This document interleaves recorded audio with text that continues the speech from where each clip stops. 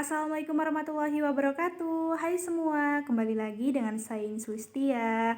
Apa kabar teman-teman? Lama sekali aku tidak menyapa teman-teman sekalian, tapi aku harap semoga teman-teman selalu dalam lindungan Allah Subhanahu wa taala, yang selalu sehat, yang selalu diberikan kebahagiaan di dunia maupun di akhirat kelak. Amin. Semoga kita termasuk hamba Allah yang memang selalu bersyukur, selalu bersabar, dan selalu ikhlas untuk menghadapi apapun yang terjadi dalam kehidupan ini.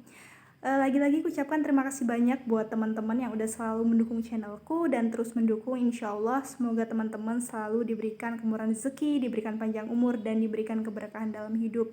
Nah, sebelumnya aku ucapkan minal aizin wal faizin ya teman-teman. Selamat Hari Raya Idul Adha. Semoga kita selalu diberikan sesuatu yang memang Allah berkahi gitu ya teman-teman. Yang harus kita syukuri adalah Allah sudah memberikan nikmat yang sehat. Maka dari itu kita sebagai hamba Allah, sebagai umat muslim gitu ya teman-teman, kita harus bersyukur karena masih diberikan kesehatan hingga hari ini, sehingga kita masih bisa menghirup udara yang segar, masih bisa diberikan kesempatan untuk berkumpul keluarga gitu ya teman-teman.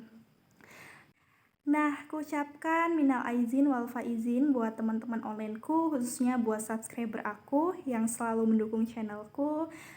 Sekali lagi, selamat Hari Raya Idul Adha. Semoga kita semua selalu diberikan kesehatan. Semoga kita bisa berkumpul keluarga ya teman-teman. Kita juga bisa menikmati hari lebaran ini dengan rasa syukur kita terhadap Allah Subhanahu wa taala yang sampai detik ini Allah masih memberikan kita kesehatan sehingga kita bisa berkumpul bersama keluarga kita tercinta.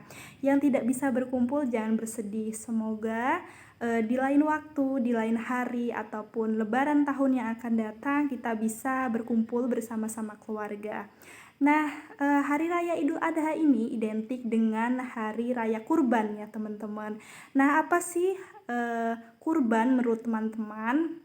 Yuk terus tonton video ini sampai selesai dan jangan lupa untuk like, komen, dan subscribe. Nah, di video ini karena memang masih Hari Raya Idul Adha ya teman-teman. Nah, apa sih sebenarnya arti kurban menurut teman-teman? Yuk komen di bawah ini ya teman-teman, karena memang di video kali ini aku mau sharing tentang kurban. Tetapi jangan lupa untuk like, komen, dan subscribe, dan semoga video ini bermanfaat buat teman-teman sekalian. Nah, ketika kita berbicara tentang kurban gitu ya teman-teman, pasti kita mengulas kembali tentang kisah Nabi Ibrahim dan Ismail, di mana Nabi Ibrahim ini menyembelih Nabi Ismail, yaitu putranya gitu, putra tersayangnya, karena memang Nabi Ibrahim ini bermimpi gitu ya teman-teman. Mimpinya itu dia harus mengorbankan putranya gitu, yaitu Nabi Ismail. Karena memang Nabi Ibrahim ini cinta sekali kepada Allah Subhanahu wa taala, dia mengorbankan putranya gitu, yaitu Nabi Ismail ya teman-teman. Jadi asal usul kurban itu dari kisah Nabi Ibrahim yang menyembelih Nabi Ismail ya teman-teman.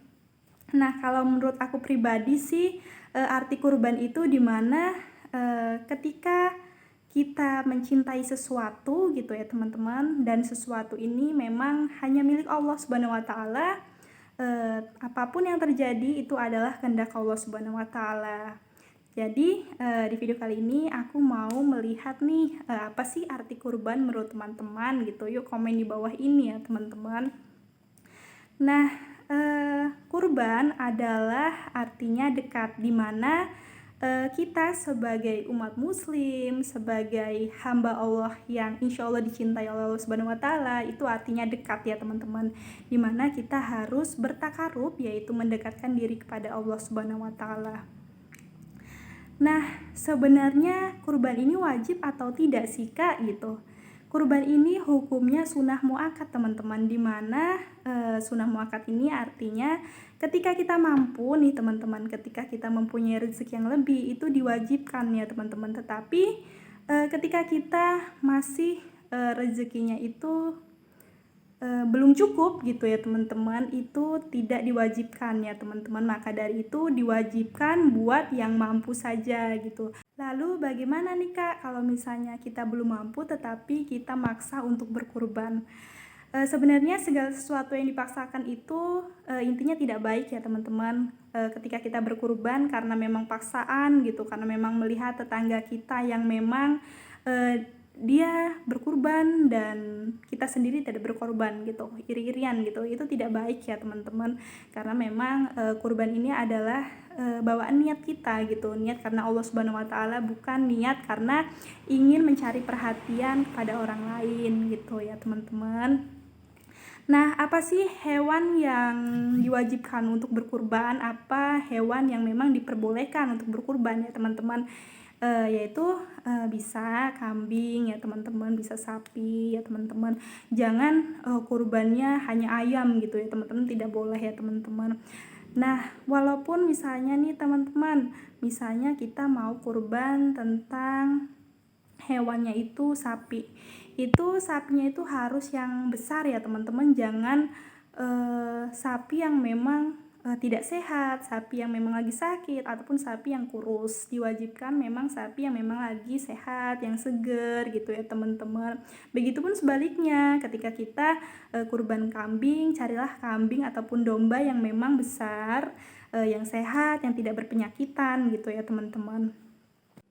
Nah, buat teman-teman onlineku, buat subscriber aku yang hari ini berkurban, semoga pahala teman-teman berlipat ganda, selalu diberikan rezeki yang baik, rezeki yang halal, rezeki yang barokah.